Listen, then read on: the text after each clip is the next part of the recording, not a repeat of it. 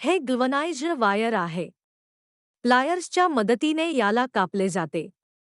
जेव्हा आपल्याला लेदरच्या खेळण्याचे बनवायचे असते, तेव्हा सर्वप्रथम त्याचे बेसिक ढांचे तयार केले जाते.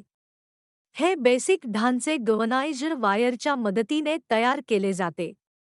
ढांचा तयार करणे लेदर टॉय बनवण्याची पहिली स्टेज आहे.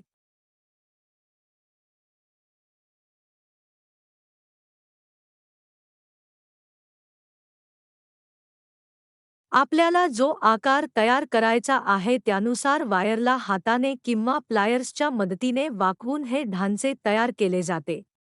येथे कलेच्या तज्ज्ञाने एका प्राण्याचे ढांचे तयार करत आहेत. याप्रमाणेच वायरला वाकवून हे ढांचे पूर्णपणे तयार केले जाते.